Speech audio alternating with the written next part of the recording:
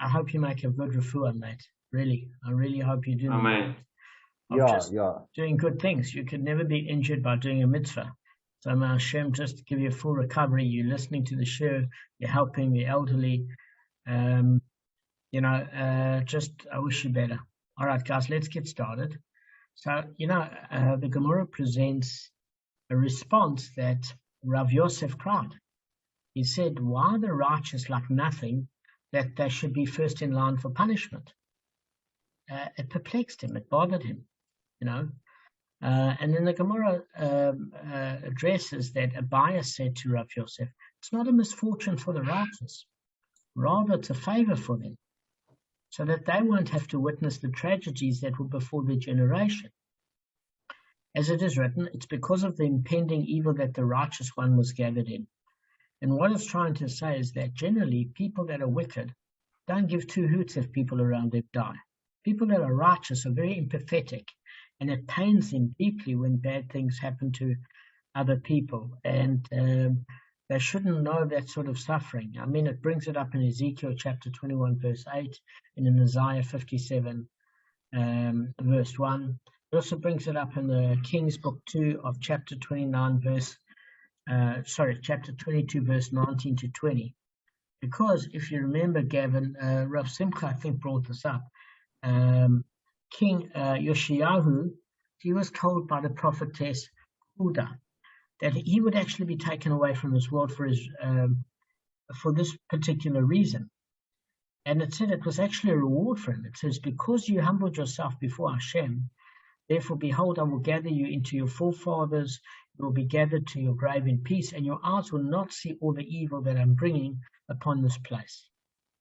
And there's even a commentary in Bereshit, chapter 25, verse 30, on Enoch. What did you call him, his Hebrew name, Kevin, yesterday? Hanoch. Sorry, when I grew up, I used to read an English Bible, not the Chumash, so I'm still learning. As long as it wasn't the New Testament, Damon. I resent that term New Testament because it's such a derogatory term. Where it's, I've got a new pair of shoes. Why don't you keep the old ones? It's so derogatory to the Old Testament term, to the Chumash. Disgusting. Anyway, let's go on. So the Gemara says, on this separate subject, we've now reached the 60th daf section, the bet. We finished Aleph. So when a person is traveling, he should always enter in when it's light. And it uses the term Leolam Yeknes Adam B'chitov, or Kitov, when it's still light, not wait until it gets dark. So they chose that term Kitov because it comes, if you remember, from Bereshit chapter 1, verse 4 and 5. God saw the light, and that was good, and called the light day. So it's meant to be obviously auspicious that it's associated with Tov. And the part of the day during which the sun still shines is a good time to depart or arrive on your journey, because on a practical level, you're not going to have injurious forces, you're not going to have bandits, hijackers, etc. They're not wild animals. It even discusses in the second daf of Pesachim that you could run the risk of stumbling into a pit, or somebody could accuse you of I'll give you a friend of mine, Eitan Fine, please God, he makes a reform. Remember what happened to Eitan? After he broke his leg in 4 places, he was walking on Shabbos, and there was a manhole that was uncovered. You can't see it. There's no street lights in South Africa properly. And there's grass growing on it, and he stumbled there, and his leg shattered. Shabbos, no cell phone. Who's he going to call? Absolute agony. It's taken him months to recover. Months. He contacted me recently. Yeah. So we wish him a refuah. Amen. Yeah. I'm not sure if I know. Both on a practical level and on a spiritual level, the nighttime is dangerous. And by the way, the fact that it's dangerous in the physical world is because it's dangerous in the spiritual world. If it wasn't a time of din, it wouldn't happen. And because there's no physical light, it's an indication that spiritually things are not light. It's a time of ominous presence. So why does it say this? because Can it I ask says, one question, Damon? yeah, Sorry, I sure, know I'm interrupting. sure. I thought that after 12 o'clock at night, that's when Rachamim comes back in again. Am I not correct with that? That's what I thought. No, it's on the breaking of the dawn, and it's discussed in Gemara Brochus about your Alot Shachar. correct. Kevin was talking about this the other day. That's why I'm raising it. Okay. So that's why it's good to dive in as early as possible so you get Rachamim. Is that the reason? So what happens is one of those reasons why it's known in a positive way, midnight, is because what used to happen is that they'd eat supper early because they obviously got up at 3 a.m. to do farming. It wasn't exactly Wall Street. And when it was cool in the morning to do harvesting and picking bananas, etc. But what happened is they'd go to bed early and they would get up at about midnight to learn. And that's what was known as a positive time. They'd use the time to counter the darkness to learn Torah, but they'd get in their 4 or so hours worth of sleep prior.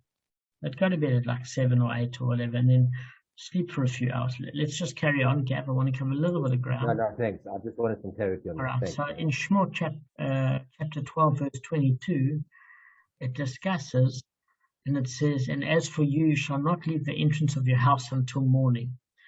So what does this mean? Is that the rabbis taught in the Brisa that whenever there's a plague in the city, it says, take your feet in to your house to avoid becoming infected. Meaning at the onset of a plague, if you know like coronavirus is something is coming, leave the city immediately. But once the plague has obviously taken hold of the city, you should remain in the city because obviously infrastructure will be shut down. There will be anarchy of people trying to kill each other, pandemonium, and then the best place for you is indoors.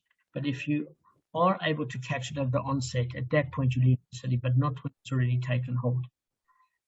So, and it says, and as for you, you shall not leave the entrance of the house until morning. Okay? And it also says, go my people into your rooms and close your door behind you. In other words, you have to hide for a brief moment until Hashem's wrath has passed. Or if it's not Hashem's wrath, still the malachim that he set to, that he dispatched basically to follow his destructive ordinances. So it also says on the outside of the sword, when it uses the term sword, it's referring to the angel of death. Or bereave while indoors there will be dread. So let me just give you a bit of a synopsis of what it's saying here. Is that let me put it like this, is that there's different opinions in terms of the risk that Klal Yisrael suffered on the, were at risk on the night of the killing of the firstborn of the Egyptians.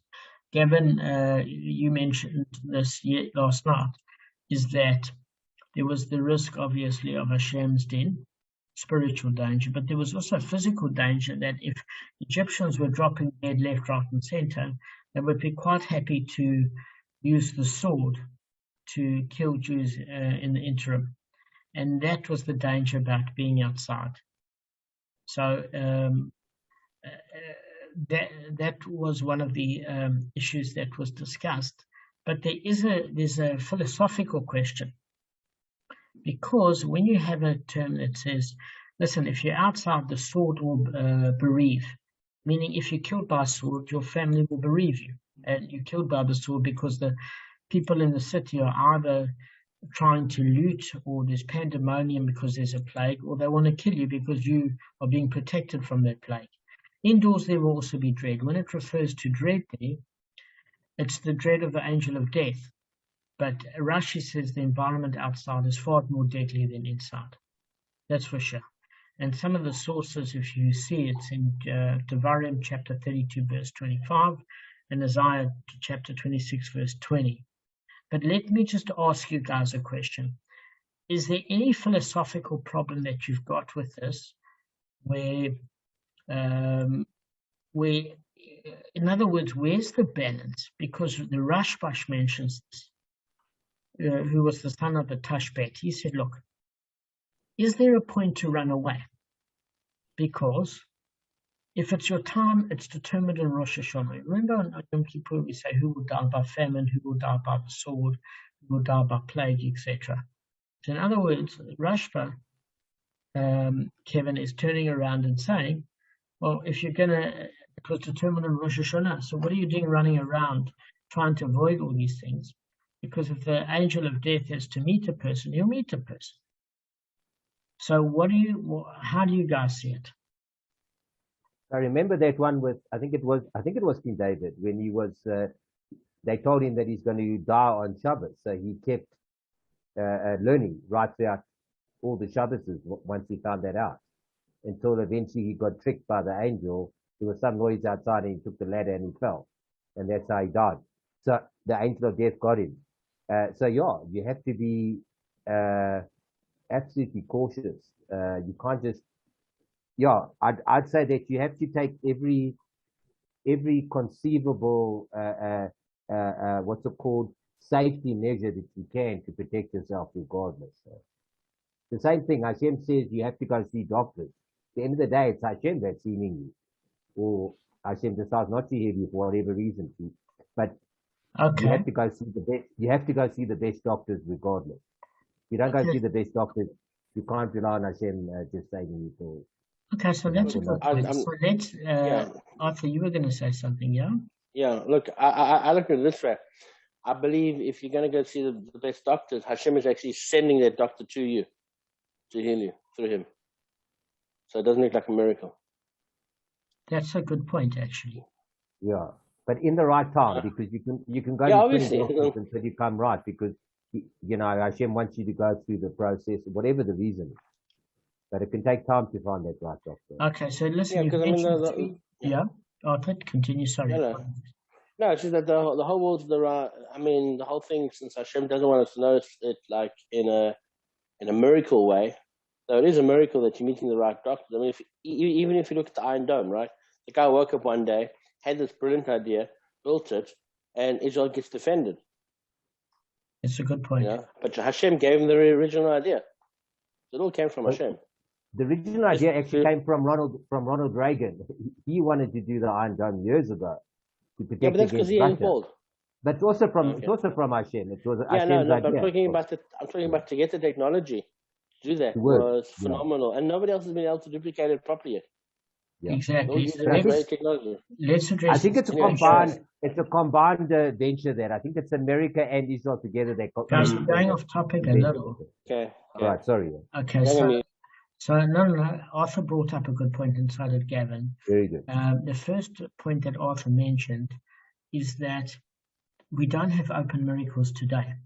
So therefore, you have to have every method in terms of hishtadlut to basically have the divine work through you.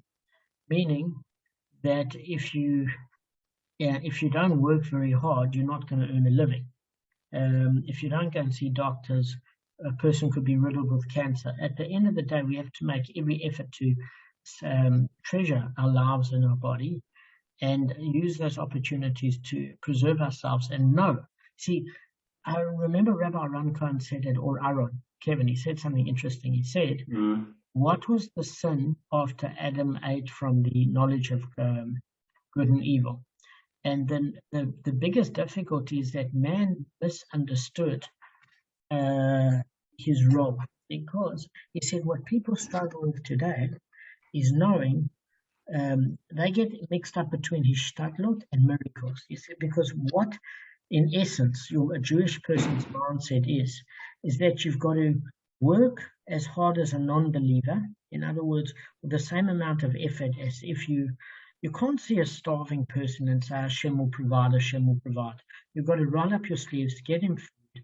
You've got to build infrastructure. You've got to build businesses. You've got to hire people. You've got to take care of yourself in every way and others, and work as though there is no God in the world and it's entirely up to you. Whilst, and this is a trick, simultaneously knowing in your mind that Hashem controls everything, and all your effort seems as though it's producing results, but it's actually tangibly producing nothing.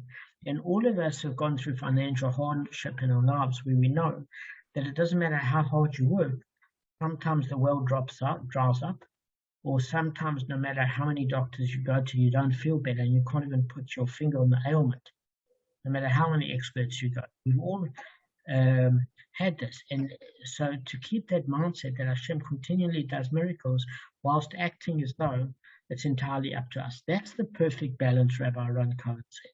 And as far as things, for example, that the Rashba mentioned, is that although our years of life are allotted on Rosh Hashanah, certain things we do can merit living longer or depleting our life.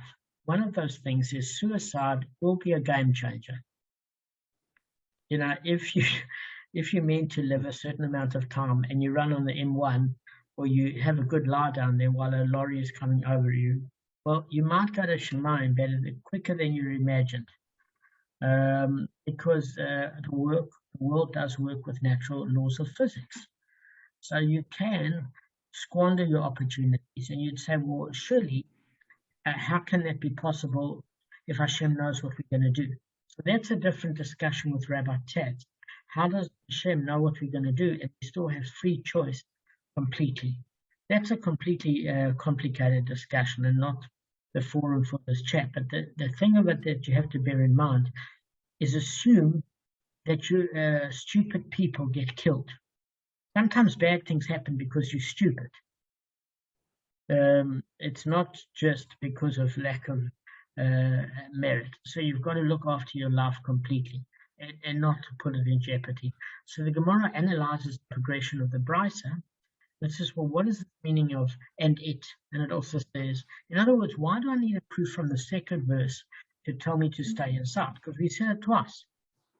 The first verse said, and as for you, shall not leave the entrance of your house until morning. Okay?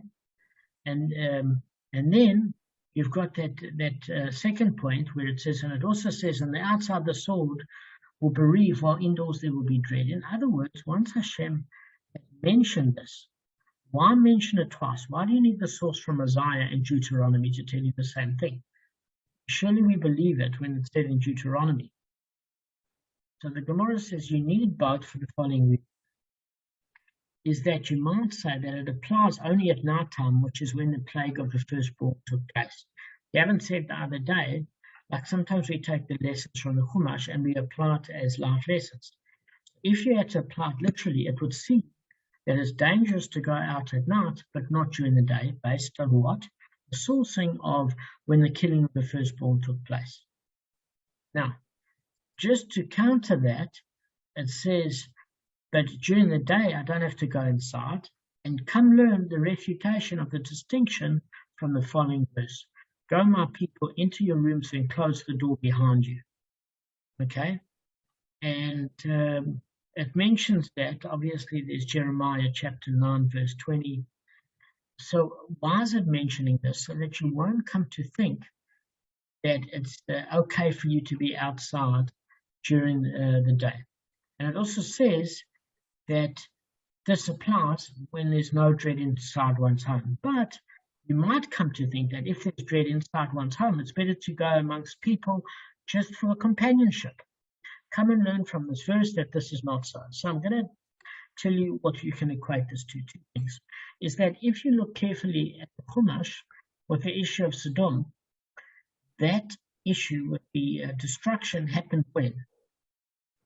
It happened, I think it happened during the day. I don't think it happened at night. They escaped in a cave and they didn't know if it was light or dark.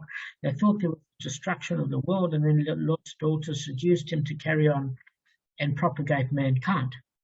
So as far as that's concerned, that sort of devastation must have happened for a while. It's not like you heard screaming and then it was over. You look at your watch and say, all right, time to clear the pathway.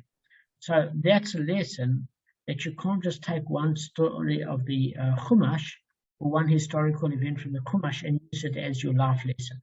You've got to have a composite to try and get a deeper picture. The other thing to bear in mind, which is very relevant today, it says that if there's dread inside one's home, it's better to go out amongst people for the camaraderie, for the companionship. So what does it mean? It's talking specifically about a virus that you might think because there's dread in the house, meaning that there's risk of death, that you might as well go outside since there are risks at being at home. And you might as well have companionship because you're feeling lonely for months on end in your home, for weeks on end. And the Gemara is saying that that's not a good idea.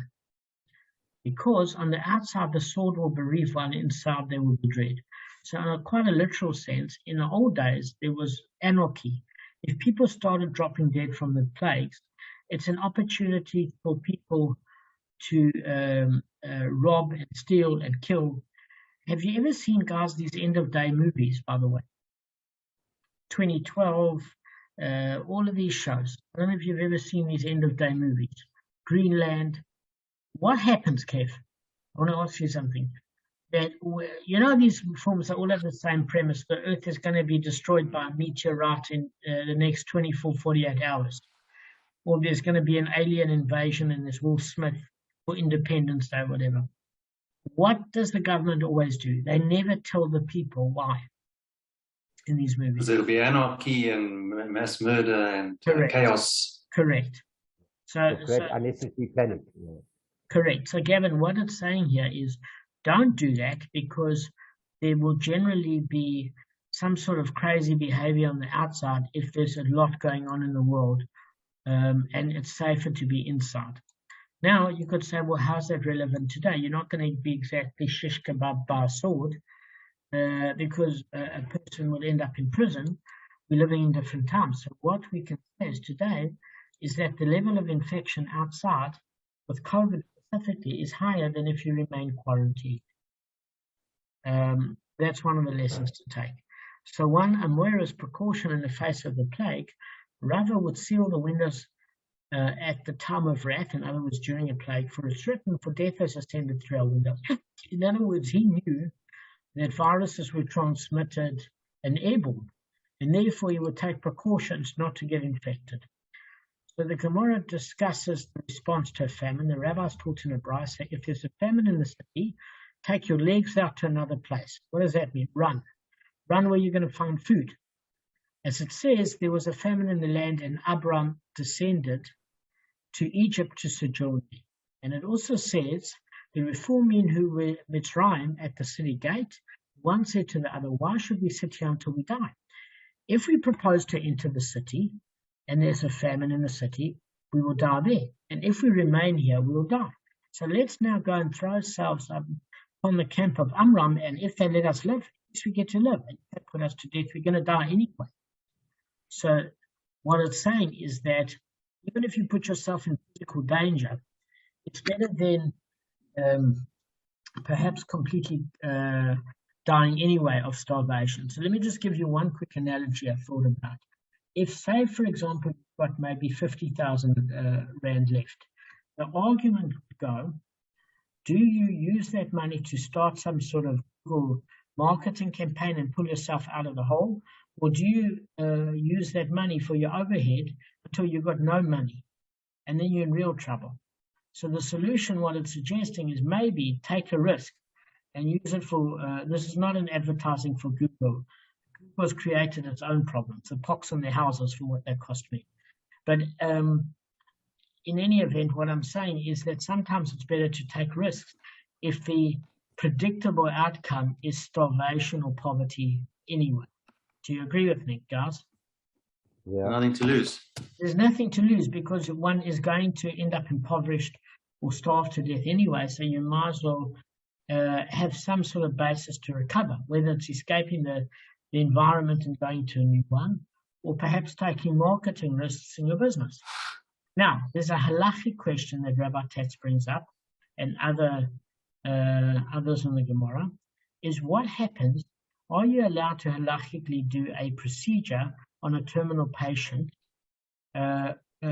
who's going to die anyway, if it could extend his life, but not necessarily will do so? And the truth of it is it's not a one-worded answer.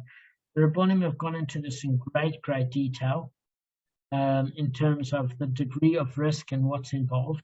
But these halachic things have to deal with the same issue. Will the risk of possible death be worth it if you could prevent definite death. And the answer would seem clear cut, but it might not be so clear cut, because one of the issues you will be dealing with is if a patient is maybe got 6 months left and now he's got 2 or 3 days on this treatment, are you robbing him of 6 months of Torah learning or time with his family or times together as a fair in order? And will it be successful? What's the level of what's the proposed level of success rate, pain levels, etc.? They're complex issues. So see, some of these issues are discussed with regards to medical halacha. All right, guys, I think we can end off at this point. I just wanted to say one more thing quickly, and then it will make sense. The Gemara explains the brisa. What's the meaning of and it? And it also says, Brisa is saying that the first verse teaches us that when there's a famine in one's homeland, one should go to a different land. Now, if you will say that this applies only when there's no risk to life in the second land, but where there is a risk to life, one should not leave the land. Come and learn from this verse that this is not so. Because the verse says, let us now go and throw ourselves on the camp of Amram, and if they let us live, we will live, and if they put us to death, we will die. So in other words, it's saying that basically, if it's going to be that way anyway, you might as well take the risk. Let's see how much. And got 4 minutes. Can I say something? Sure. So all this relates. You said Shmot, which is we actually in the book of Shmot, and this week's Parshat Bo discusses the last 2 plagues, which is the locust, Arbel, and the Makot Bachorot, which is death of the firstborn. And it says there, some Jews who were not on the level of being redeemed, that was part of the plague of darkness, so that the Egyptians wouldn't see. I actually read this evening in Shul between Mincha Maariv, I read it in Chumash, that the Egyptians wouldn't see Jews who weren't worthy of being killed, so they could say, they're just as bad as us.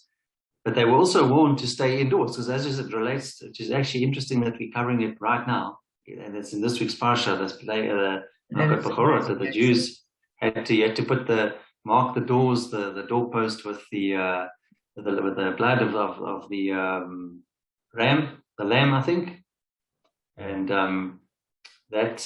but as you can say, but if they weren't going to get harmed anyway, why did they have to go and do all of that hishtadlut? As you mentioned earlier, you're talking about hishtadlut. It was going to happen anyway. Why did Hashem have to tell them to do it if he was going to kill the Egyptian firstborns anyway? You know what I mean? Yeah. So you just tell the Jews to stay indoors and don't go out. You knew exactly. Just explain what you said earlier. The hishtadlut. You were talking about hishtadlut earlier. So hishtadlut. You have to do things as if you didn't think it's coming from you, but you must know. You know it's actually not coming from you, but you got to do it. And so why did the Jews have to do that if Hashem knew where the Egyptians lived and knew where all the firstborn Egyptians were? Okay, so we answered that just very quickly.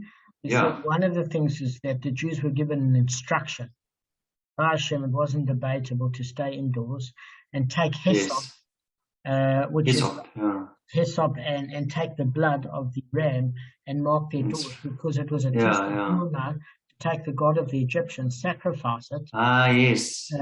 And can you imagine having a mass bonfire of the Quran? You said it yesterday in Islamabad or Karachi. It would be delightful to be stuck in Afghanistan, or one of life's hells in the pupik of the planet, burning a Quran and seeing these fundamentalist fanatics, and that's a test of Emunah. Can you imagine? So they had to merit it. Why would they merit being saved? Because they took the test of Emunah and they passed. They needed some schus to pass. That was the schus. To have the guts to stand up and say, we believe in Hashem and he will redeem us, because guaranteed the Egyptians at that point wanted to kill them. Can you imagine going into Iran and saying, Muhammad fiddled with little boys? It's not. It's not. You can't even do a cartoon. Just before you finish, all right. So slaughtering the goat was brilliant, because that's like you say, it's like it's like burning the Quran in front of in the middle of Tehran, which I think is great. But what's the point of putting the blood on the door specifically? No. The blood on the door was that for the Arabs? Yeah. Yes, it was a marking. It was a declaration of saying that we slaughter your beliefs and we're making a marking. You want to find us? Come find us. You know where we are. So that's what it was for. It was done for the Mitzrayim.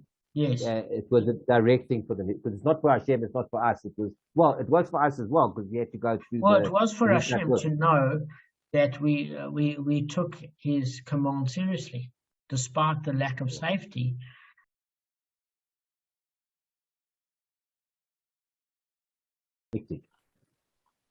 Okay, Kevin, teach us.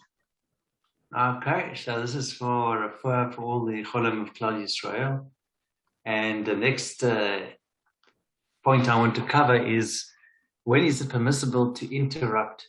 When is it or is it permissible to interrupt the Amidah? So just a bit of, what's the word? Diplomatic, no, I can't, there's a term anyway. So they say, you should have kavona when you daven. This is just a preamble to what I'm going to read here. You should have kavona when you daven. And they say if somebody has kavona, correct kavona, they won't even if a snake is wrapped around their leg, they won't stop their amidah. That's or they won't throw it off. And so what it says here, person stands in prayer before his creator is prohibited from talking about other matters in the middle of praying. It is even forbidden to interrupt by walking or hinting. This is learned from the Bava Kamma. If we stand before a human king in dread and are careful not to interrupt with other matters, all the more so, another Bava Kamma, when we stand before the King of Kings. Okay, it says even if the king of Israel were to inquire about the one's well-being in the middle of Amidah, it is forbidden to answer him. However, if a non-Jewish king who is likely to execute him if he doesn't answer addresses him in the middle of his prayer, he must interrupt his prayer. For saving a life takes precedence over prayer. If a non-poisonous snake is wrapped around his neck, he may not interrupt his prayer. However, if a scorpion or poisonous snake endangers him, he must call for help and can interrupt his prayer. Otherwise, that's not using one seichel. Okay, then it says walking isn't considered a significant interruption. Therefore, when one starts to recite the Amidah in a place where it is hard for him to concentrate, he is permitted to move to a different place. For instance, if a non-poisonous snake approaches him, creating a situation which disturbs his concentration, although the circumstances are not life-threatening, he is permitted to walk to a different place to continue praying. Okay, let's just leave it at that and continue with the next point. Just one question. I know we're in a tight timeline. Just do you have to restart the Amidah when you walk to another spot, or if it doesn't say so? Yeah, you didn't say so. Doesn't say. Hold on, no. We can. Because what I've done generally, if I've been disturbed or something, someone comes here forever and I'm davening, when they go, I just restart. Kabb, I don't know if you can, because you're using a Schottenstein in vain. You're repeating the brachas, Hashem's name. Yeah. I know. No, I realize that I think there is a problem, so I'm going to have to. Okay, so let's just don't do it from now on. That's all. Maybe you can ask I am going to. This is quite important because it happens to all of us. I'll circle back to you guys. Yeah. All right, let's get started. Well, when Gavin moves out the way, it's not to save his own life from a poisonous snake. It's so that he doesn't slap somebody into hospital for disturbing his Amidah. So it does save his life. There might be an extension there. Yeah, no. Listen, it's saving someone else's life, not my own. I can, Gavin. Yeah, no, I know what he's saying. So if you're doing it to save someone else's life, it's not a selfish thing to do. So I think it's quite a good thing for me to use. All right.